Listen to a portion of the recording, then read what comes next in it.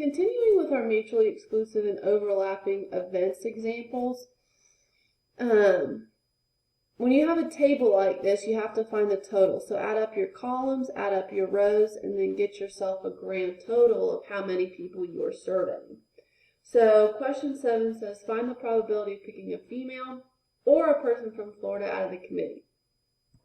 So if I'm picking a female, then I'm looking at the total amount of females that I've had in my survey. So that's 21 out of 31.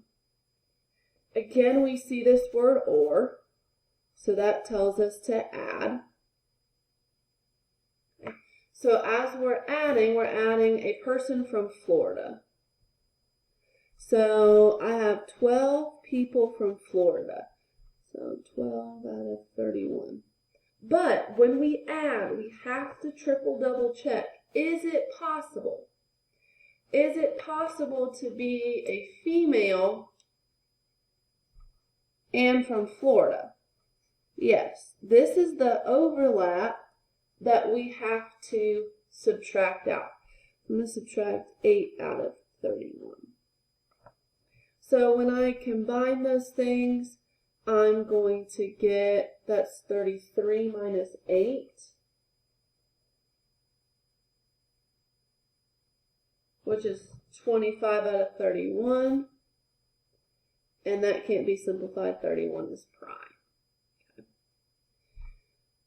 Okay.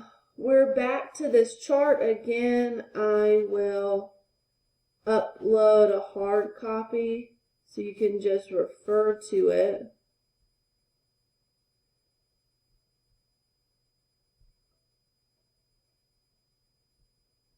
Instead of taking some time to fill it out real quick, but okay. So in rolling the dice, what is the probability of getting an even sum? So an even sum should be half of what we have here.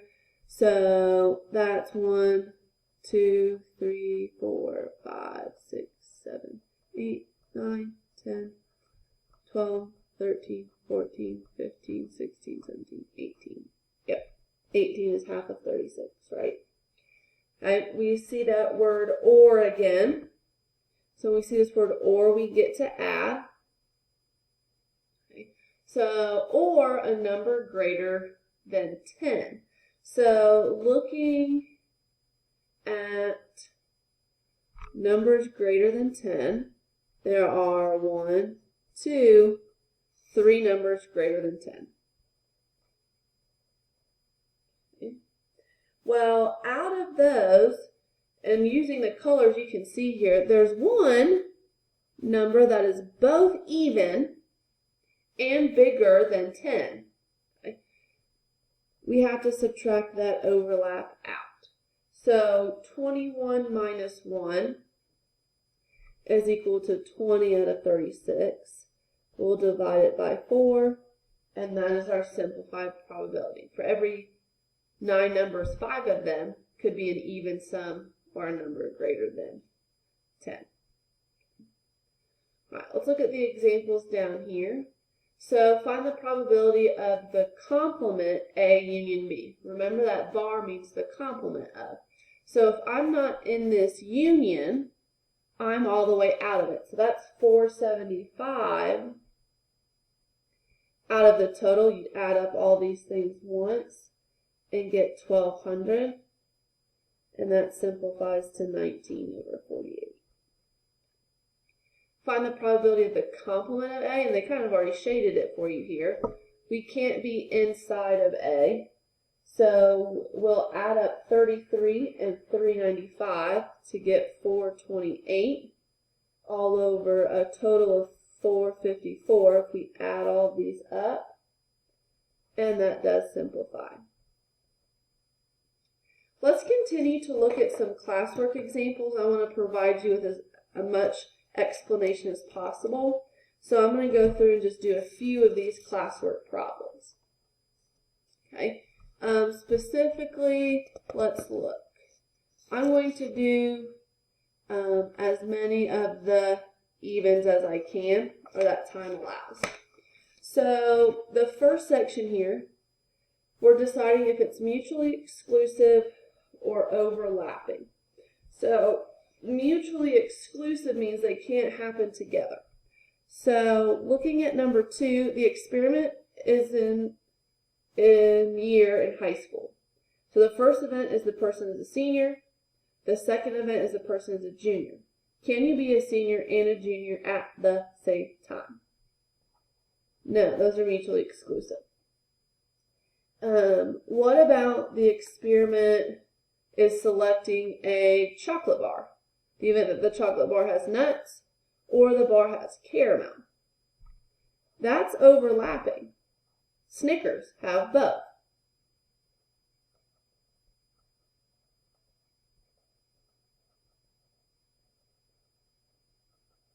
Okay.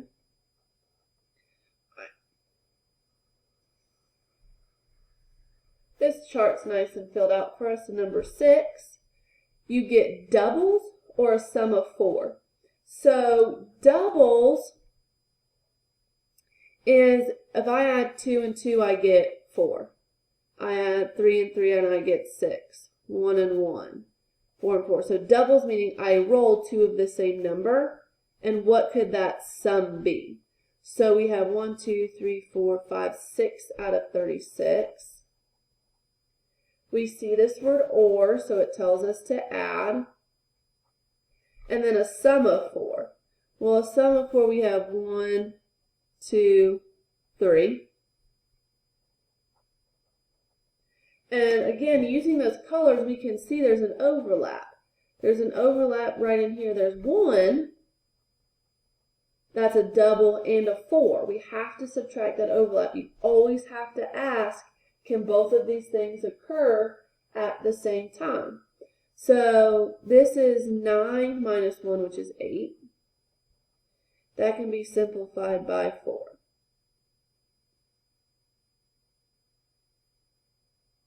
Okay. Number 8, you get a 5 on the first die, or you get a 5 on the second die. So if I roll a 5 on the first die, these are my possibilities here.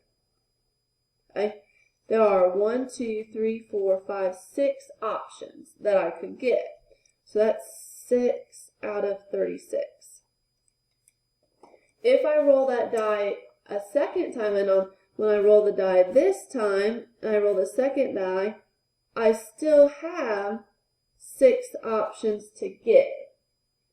However, if I roll the die, I have 1 overlap.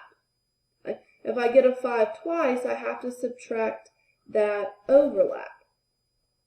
So 6 plus 6 is 12, minus 1 is 11 out of 36.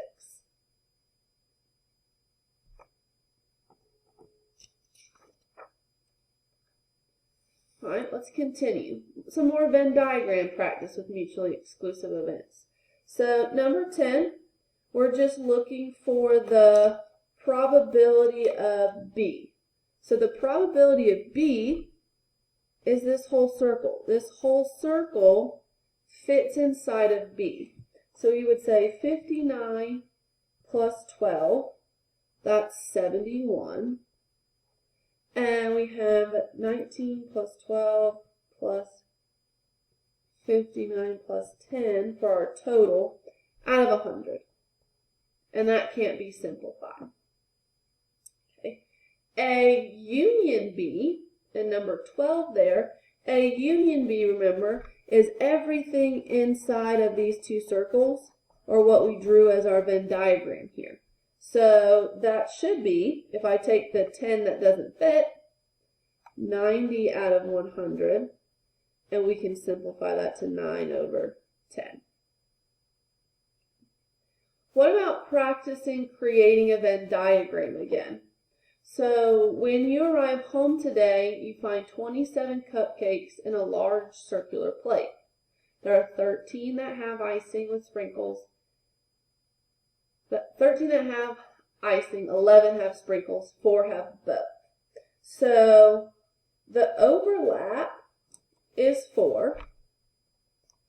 4 have both. 11 total have sprinkles. So if this is my sprinkle circle, there's 7 that just have sprinkles and no icing. Okay. Then if I look at the next one, we talk about 13 icing. Well, if I have 13 icing, then I have 9 that are just icing. But we say 9 plus 4 plus 7, that only gives us 20. So that means there's 7 cupcakes out here that are just plain. All right, so let's find 14. The probability of I. The probability of I, that's all of my icing, that's going to be 13 out of 27. 16 is another union. So remember, in a union, you add up everything on the inside, and we found that to be 20 out of 27, and that can't be simplified.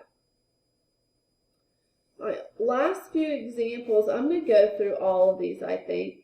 Again, when you have a chart, when you're given a chart like this, you need to find all of the totals. So I'm going to write in all of those totals here and pause the video to get there. Okay, thanks for letting me pause that video. Hopefully you double checked my answers and just didn't wait for me.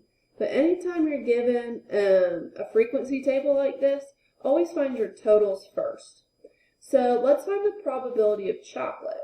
The probability of chocolate, we're finding the total amount of chocolate out of the total that we have here. So this is 28 out of 152. And that's going to simplify to 7 out of 38. Remember that apostrophe means not chocolate. So if it's not chocolate, okay, we're going to subtract that 28 from our total. So 152 minus 28. That gives us 124 out of 152. And that's going to simplify to 31 out of 38. The probability of sprinkles and cookie dough. So we'll look across at sprinkles and we'll look across at cookie dough. So across and down, there's the overlap. There's 16 out of 152 that have that. And that simplifies to 2 over 19. Then we get to the union. Remember, the union means or, and so we're adding. Okay? So we want to find the probability of caramel. So the probability of caramel, we have 55.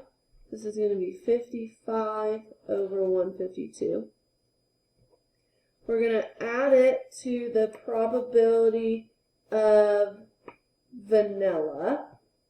So probability of vanilla here is 30 out of 152. But is it possible to like vanilla and like caramel? Okay. Yes, there's 10 of them. So we have to subtract that overlap of 10. And we get 75 over 152, and that can't be simplified. Please be sure to continue to ask questions. Check this answer key in full, and happy studying.